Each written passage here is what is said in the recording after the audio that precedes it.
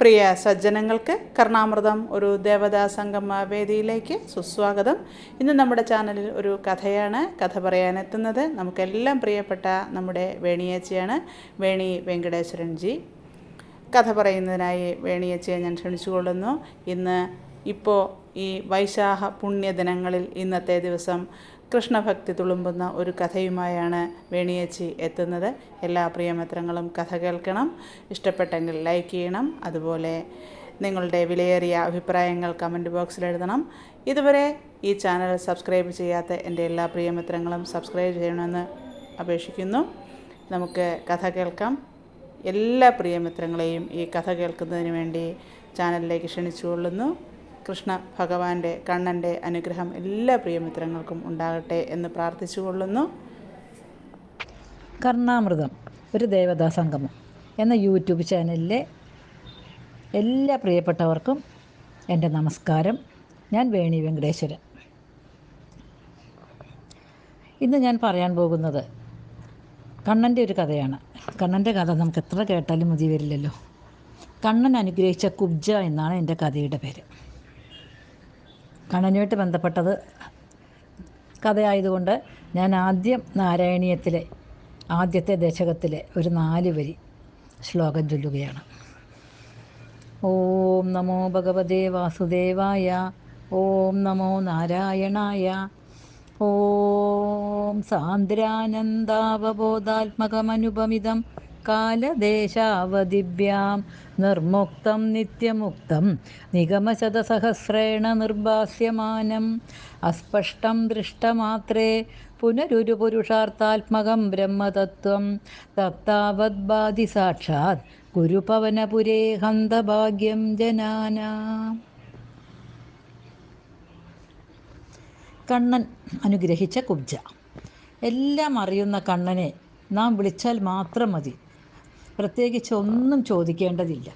അവിടുന്ന് എല്ലാം അറിഞ്ഞു തന്നെ തരും. സർവം കൃഷ്ണാർപ്പണം.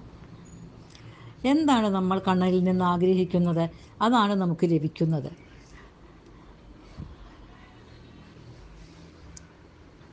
കംസൻ തൻ്റെ അന്തകനെയാണ് കണ്ണനിൽ കാണുന്നത്. അദ്ദേഹത്തിന് കണ്ണനിൽ നിന്ന് അന്ത്യം ലഭിച്ചു. വൃന്ദാവനത്തിലേക്ക് നോക്കൂ.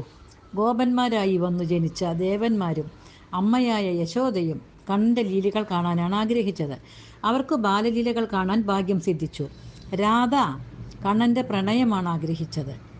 അകന്നിരുന്നാൽ നാരിമാർ ഉള്ളിലുള്ള ഭർത്താവിൻ്റെ രൂപം തന്നെ പ്രണയപൂർവ്വം ആലോചിച്ചു കൊണ്ടിരിക്കും. എന്നും കണ്ണനെക്കുറിച്ച് ആലോചിക്കുമ്പോൾ അദ്ദേഹത്തിൻ്റെ പ്രണയിനിയായി രാധയാണ് എല്ലാവരുടെയും ഉള്ളിൽ വരിക. ഭക്തൻ വിളിച്ചാൽ എന്നാൽ അദ്ദേഹത്തെ മധുരയിലേക്ക് കൊണ്ടുപോകാൻ അക്രൂരനോ, കണ്ണൻ എന്ന് പറഞ്ഞാൽ സ്വന്തം ശ്വാസവും വൃന്ദാവനത്തിലെത്തിയപ്പോൾ കാണുന്ന ഓരോ ഇലയോടും പൂവിനോടും ജന്തുജാലങ്ങളോടും കണ്ണനെ കണ്ടോ എന്ന് അന്വേഷിച്ചു എനിക്കിപ്പോൾ ആ ദർശനം ലഭിക്കും എന്ന ആനന്ദത്തിൽ ആറാടി വൃന്ദാവനത്തിൽ കണ്ട കണ്ണൻ്റെ കാൽപാദങ്ങളിൽ കിടന്നുരുണ്ടു. കണ്ണൻ്റെ ഗന്ധം വഹിക്കുന്നതാകയാൽ വൃന്ദാവനത്തിലെ കാറ്റിനോട് പോലും ഭക്തിപാരവശ്യത്താൽ സംസാരിക്കുന്ന അക്രൂരൻ. ഭക്തിയുടെ പര്യായം തന്നെ. അക്രൂരന് കണ്ണനോട് തീർത്താൽ തീരാത്തത്ര ഭക്തിയാണ്. പ്രിയപ്പെട്ടതെല്ലാം ഉപേക്ഷിച്ചു മുൻപിൻ നോക്കാതെ തൻ്റെ ഭക്തൻ വന്നു വിളിച്ചപ്പോൾ ഭഗവാൻ കൂടെ പോയി. പോകാതെ എന്തു ചെയ്യും? എന്നാൽ മധുരയിലേക്ക് നോക്കൂ.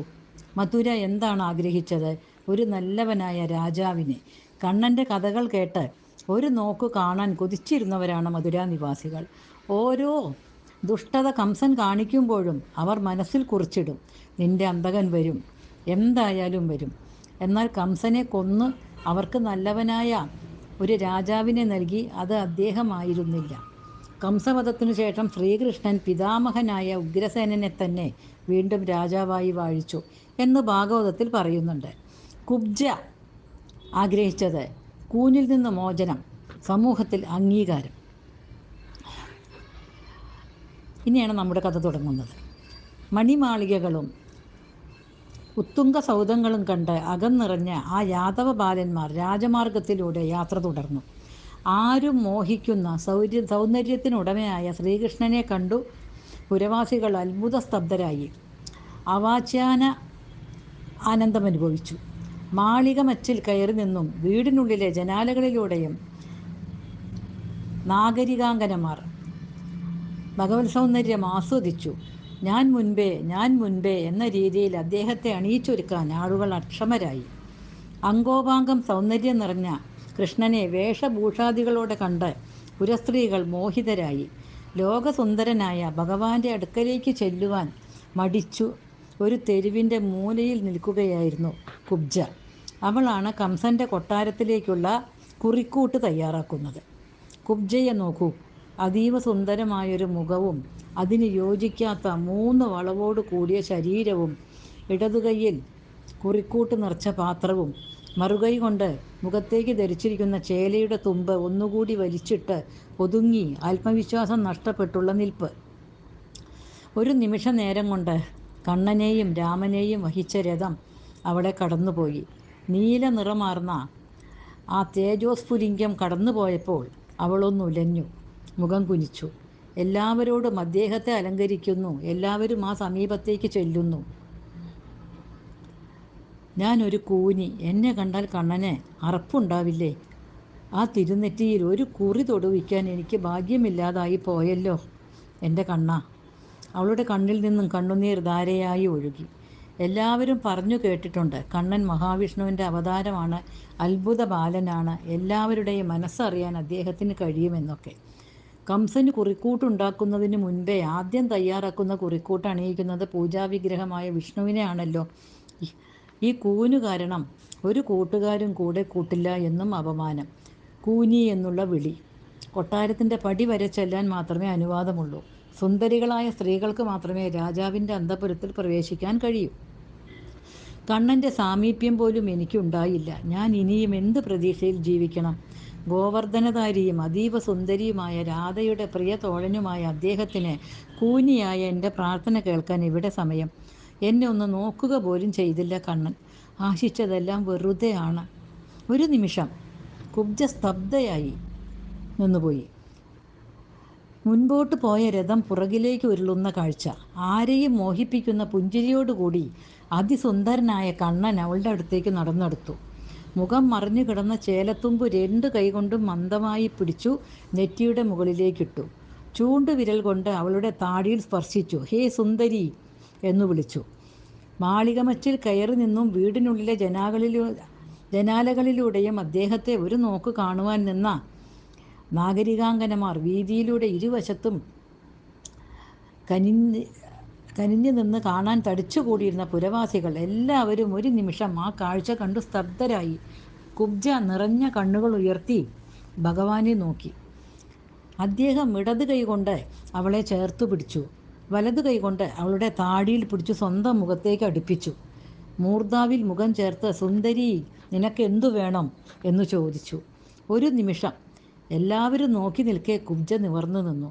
അതിസുന്ദരമായ ദേഹകാന്തിയോടുകൂടി 3 വളവായിരുന്ന കൂനി നിവർന്നു നിൽക്കുന്നത് കണ്ട് ചുറ്റും ഈ കാഴ്ചയിൽ മുഴുകിയിരുന്ന പൗരജനം ഹരേ രാമ ഹരേ കൃഷ്ണ എന്ന് ഭക്തിയോടുകൂടിയും അതിശയത്തോടു കൂടിയും ജയാരവം മുഴക്കി.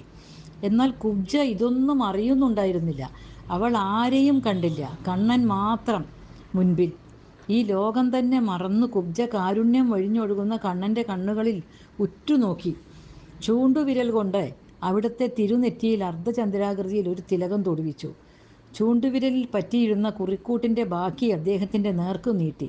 എന്നിട്ട് കണ്ണന് മാത്രം കേൾക്കാവുന്ന പതിഞ്ഞ ശബ്ദത്തിൽ പറഞ്ഞു, എൻ്റെ സീമന്തരേഖയിൽ ഇത് ചാർത്തിത്തരാൻ ദയവുണ്ടാകണം. മധുരോദാരമായ സ്വരത്തിൽ കണ്ണൻ അവളോട് പറഞ്ഞു, ഹേ സുന്ദരി, ഞാൻ വരും. എൻ്റെ കടമകൾ പൂർത്തിയാക്കിയതിനു ശേഷം ഞാൻ വരും. നീ കാത്തിരിക്കൂ. അദ്ദേഹം വാക്കുപാലിച്ചു. കംസപദത്തിനു ശേഷം കുബ്ജയെ അദ്ദേഹം ഭാര്യയായി സ്വീകരിച്ചു. ഉപശ്ലോകൻ എന്നൊരു മകനും അവർക്കുണ്ടായി. എന്നാൽ അദ്ദേഹം അവരുടെ കൂടെ തങ്ങിയില്ല. എന്നാൽ ഭഗവാന്റെ പുത്രന് ജന്മം നൽകിയ അവൾക്ക് അന്തഃപുര സ്ത്രീകളിൽ ആദ്യത്തെ സ്ഥാനം ലഭിച്ചു.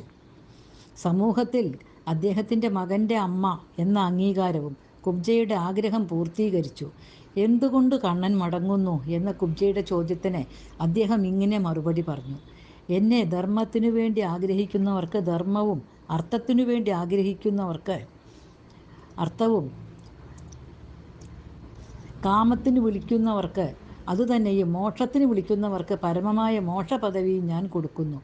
എന്നെ എന്താഗ്രഹിച്ചു വിളിച്ചാലും അത് അവരവർ ആഗ്രഹിക്കുന്ന വിധത്തിൽ ലഭിക്കുന്നു. എന്തുകൊണ്ടെന്നാൽ ഞാൻ ഭക്തരുടെ ദാസനാണ്.